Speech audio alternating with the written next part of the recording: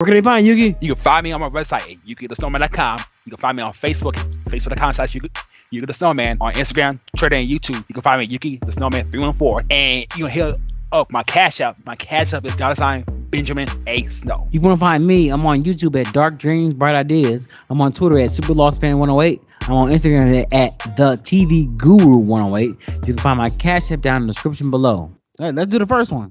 And this is from Brandon. He asked, "Why are there so many German immigrants in the early years of America?" That's an a very good question. You have to remember, in a sense, is that there's two major reasons. Number one, when they got rid of King James, let me go back to the beginning. Okay. In the most of the royalty in Britain were black. All the elites were black. King James was black. But see, King James, he came from Scotland, and he was a problem. And the reason that he was a problem was because he was a Catholic. Although he was a Catholic, if you remember, many people in Britain was trying, UK, United Kingdom, they were trying to become Protestants.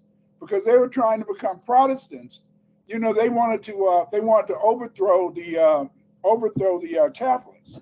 And so what they did is that they kind of did a coup d'etat on King James. And what they did is that they brought in, I think it was King William.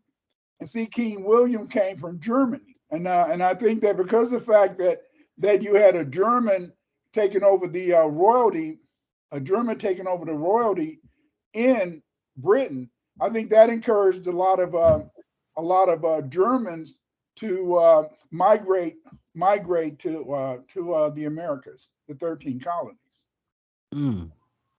So you had to remember that in 1751, Benjamin Franklin, he wrote that the only white people in America were the Saxons. Yeah. Saxons. Mm-hmm. And the red man, because he felt the red man and the red man and the Saxons from Britain should rule America, because he said that the Germans, the Portuguese, all them, they were swarthy, and you know what swarthy means. Yes, sir. And because they were swarthy, and so that's why they had that competition. Because even though they had made William of Germany the king of the UK, they still, in a sense, was prejudiced towards the Germans because of the fact that they were considered swarthy or blacks. See, when you really study American history or the history of Europe, is very complicated. And the reason that it's complicated is that, as you guys have already shown earlier, like the Vikings, it was so many people who were black or Moors in Europe that there was always this competition. But they never identified these very dark skinned, kinky haired people as being black. They only said that the black people in the world were the Negroes from Africa.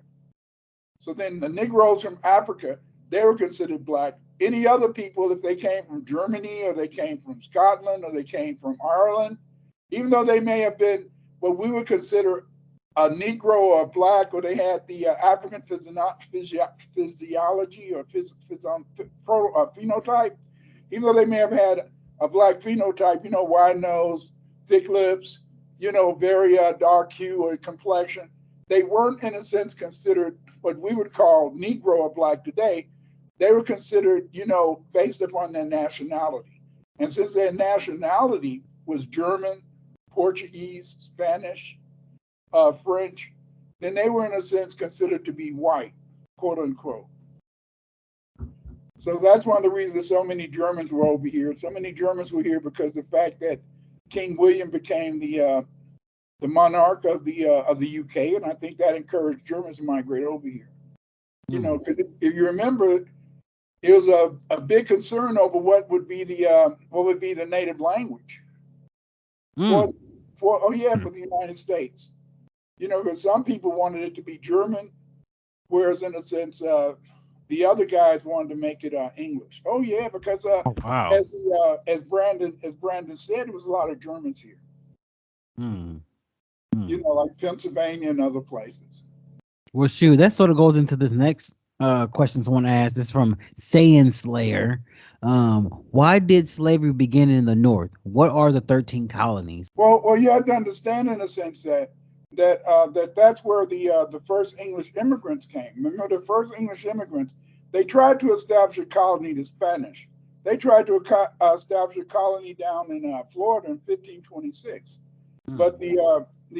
the enslaved Africans and the Black Indians, they rebelled and they ran the Spanish off the North American continent. So then later, what happened is that the British, some of the privateers, some of what they did is that many of the Black Indians, they enjoyed meeting new people, and when they met these new people, they would be looking for a gift, because see that was the culture. Their culture recognized that when you meet new people, you give them a gift. And so when the British started coming over here, even before the British began to settle North America, they were coming here and they were giving the Black Indians uh, blankets with smallpox. And if you notice, many of the British colonists, they didn't come over here in the spring or summer. They usually came over here towards the winter, towards the fall or winter. And one of the reasons that they came in the fall and winter is that they knew that there were many houses that they could occupy, because of the fact that when they would give these Indians blankets that were infected with smallpox, Hmm. they could just move into their houses.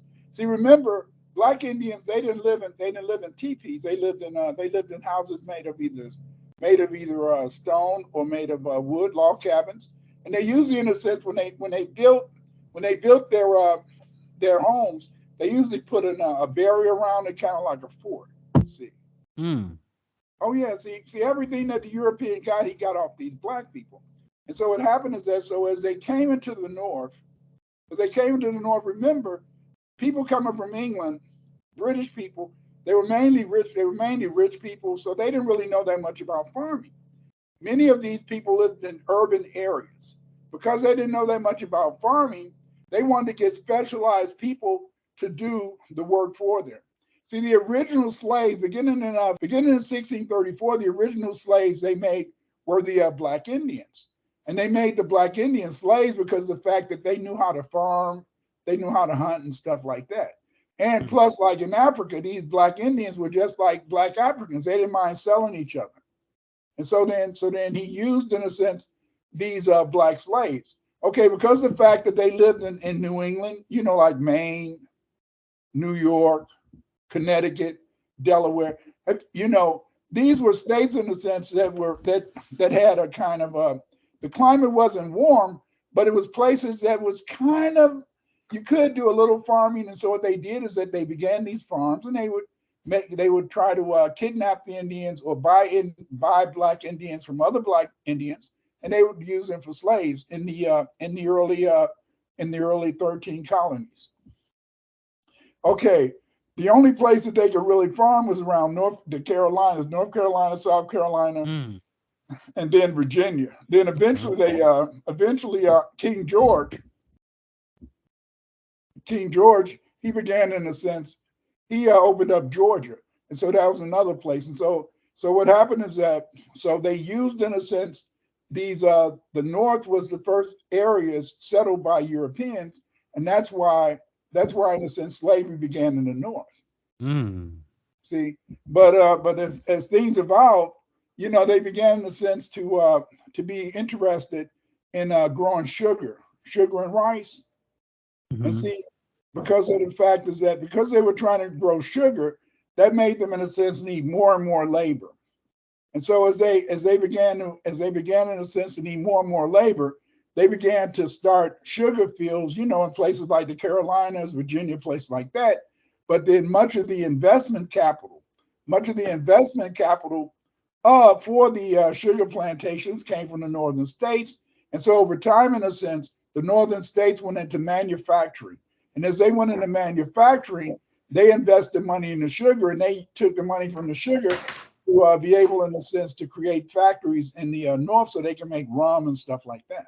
Hmm. Yeah. See, but the thing is this: so slavery began.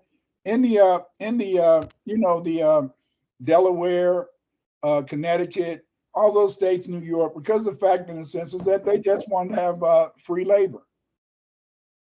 Hmm. You Okay. know, it's no different from today. That's one of the reasons why they like to bring in these so-called migrants who are really immigrants, illegal Right. immigrants at that. That's what they're bringing them in here for, is because the fact is that they want to save money in terms of labor. Man, that's real talk right there, for real. Yeah. Right. Oh, well, that's sort of, we can segue right into this next question. This is from 3 Smile Island. What's the difference between chattel slavery and slavery? I don't understand what that is. And what was white people slaves as well? The point is this: is that the first slaves of the Europeans were the Slavs. You know, like the people in Ukraine and the people in Serbia and places like that. That's Mm-hmm. where the word slave comes from, in a sense, the Slav. Mm-hmm. Okay, but see, many people would have what you might call slavery, but what they would do, the American Indians, Black Indians, Africans, they would have slaves. But when they had a slave, the slave, in a sense, the slave had their own rights, and they were recognized as being, in a sense, not on as high as a social level as their masters, but they had their own farms. They were permitted to marry, and they, in a sense, just had to produce maybe some crops or something and give it to the people who were supposed to be their masters. They usually became slaves as a result of war, and because of the fact that they had been conquered, if they didn't kill them all, they might take them. They might take the woman off, or they might take the children, and then you would become a slave in the family, so you would be recognized as a slave. Like even in Africa today, you can become a millionaire, but socially, if you had been a slave to a particular family, they always consider you as a slave. Okay, now the difference between that form of slavery and chattel slavery is that chattel slaves became personal property.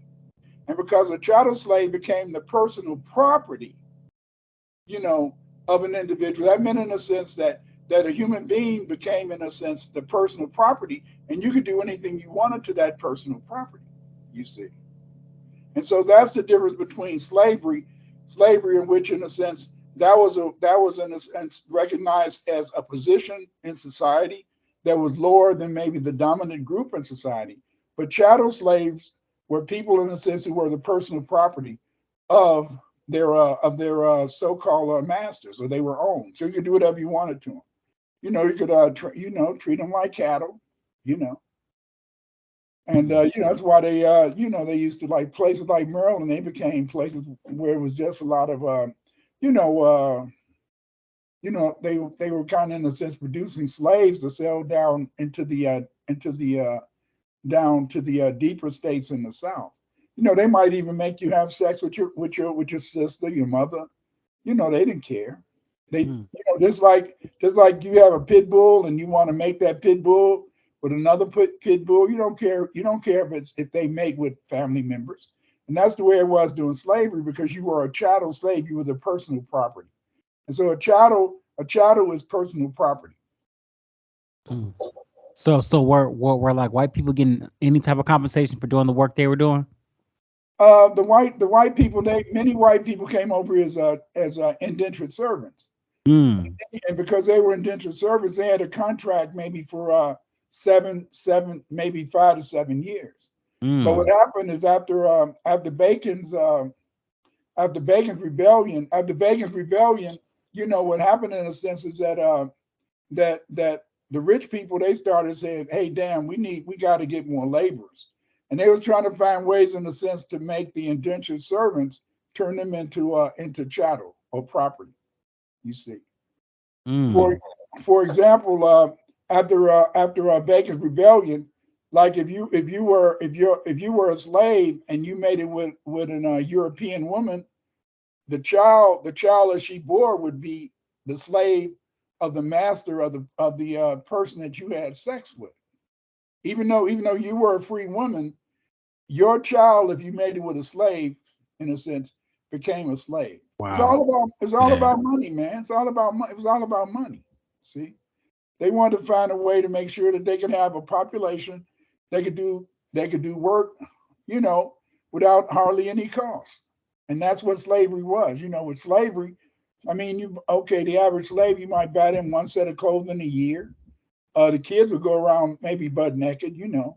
And just think about it. Okay, you know, they didn't make shoes like Nikes, but just think about you maybe didn't even get no shoes, but let's say you got one pair of shoes in the spring and one outfit. That's why a lot of times the slaves look so raggedy. Because you had to wear the same clothes, wash them, clean them, you know, until you know, for a year or more, you know. Because of the fact in the sense that you were a chattel or you were property of your master. This is from Gene P. What is the Mamluk dynasty? The Mamluk Mhm. dynasty. The Mamluks, they in a sense were a Muslim dynasty that basically in a sense they were made up of of Arabs, mixed people. Some of them were black, some of them were white. It was just and they were able. I think they I can't remember exactly what state they were in, but they were basically a mongrel group of people that were able who started off as slaves and were able in a sense to the take over the state in which they lived in.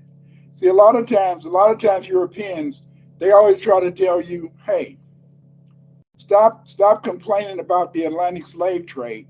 The Arab slavery was the original slavery, and that Arabs had more black slaves than uh, than the Americans could have ever, or the Europeans could ever have counted. But we know that Europeans, in a sense, we know they brought 10 million people over to the Americas, and according to W. Du Bois, probably 100 million black people died in the ocean on their way over here. That's one of the reasons why you see a lot of sharks around the Carolinas and down to Florida, because those were mainly where the slave ports were, from the Carolinas, Virginia, down to Florida, and that's why, in a sense, you always see those sharks coming to the coast because they used to follow the slave ships.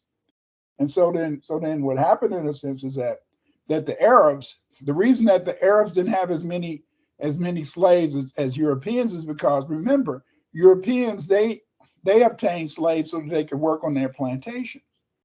And they wanted to have skilled people who could be blacksmiths, handle horses, you know, build houses, bricklayers, you know, wood carvers, craftsmen.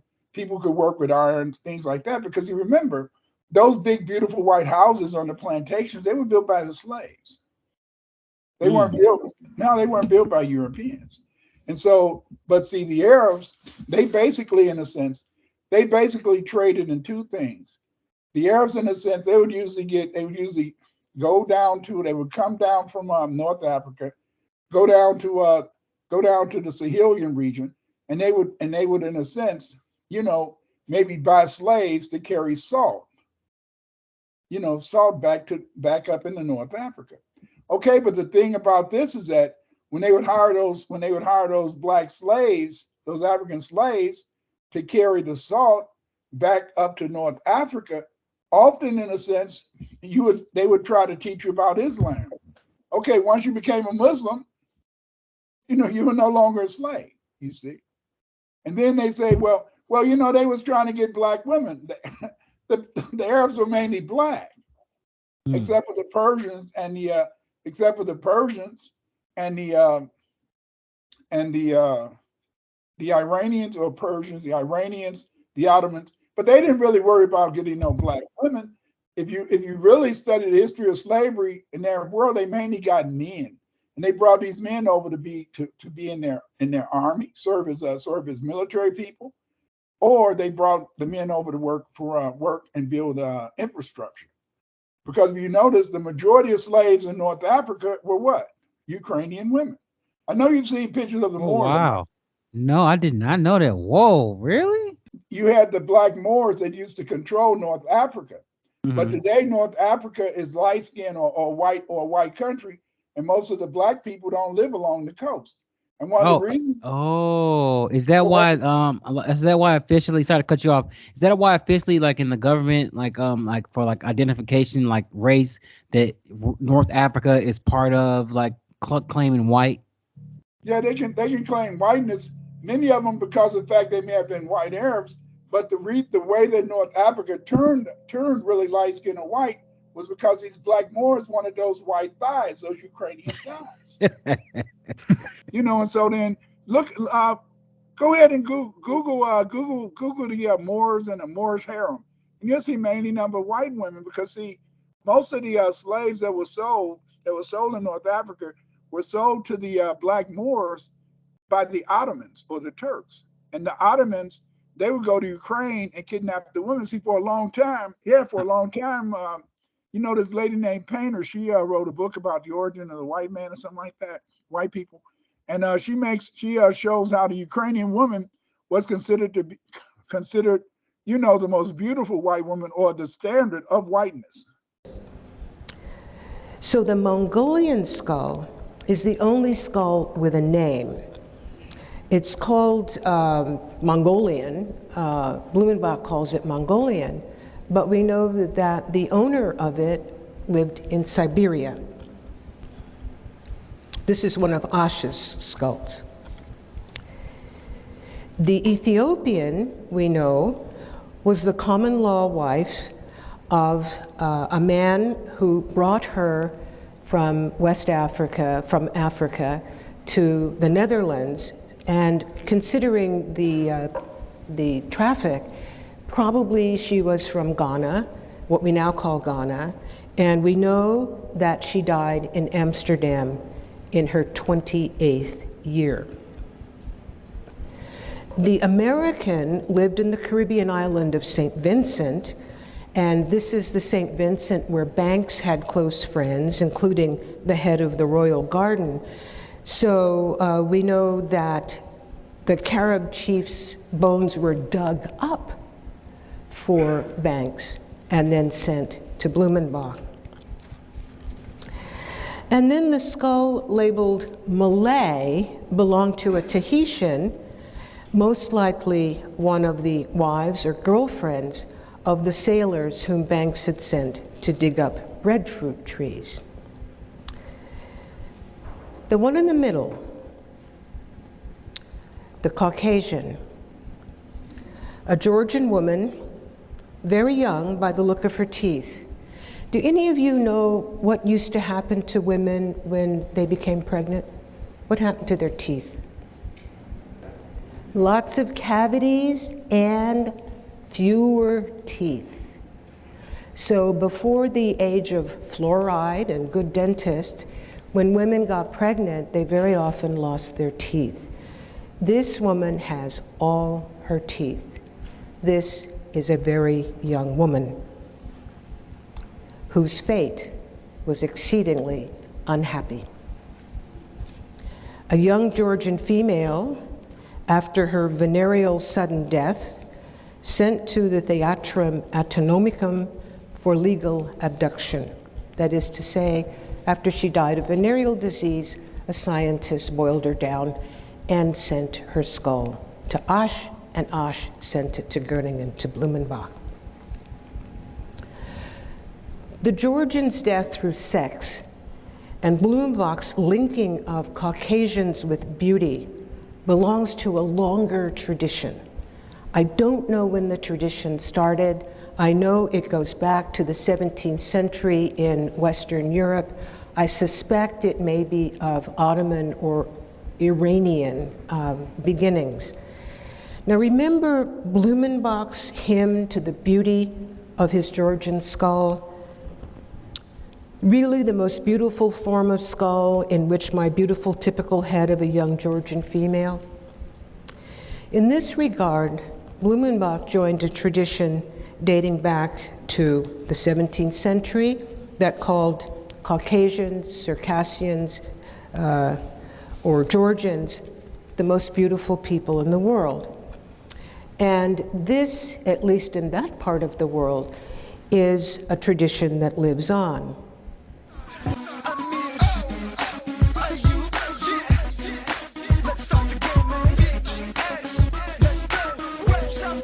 Oh yeah, Ukraine a bitch, man. Wow. Ukraine is something else. I mean, they got some strong genes. Ukrainian women have some strong genes. Most of the time when a brother hit that thing, most of the time he gonna destroy he gonna destroy that race, baby. It look like those Ukrainians, they can still make sure that when they have those babies, they be light skinned. And see, people often ask me, how did Moorish Africa become white? North Africa become white? Didn't the white people conquer them? No, the white people didn't conquer them. They was on them white thighs, man.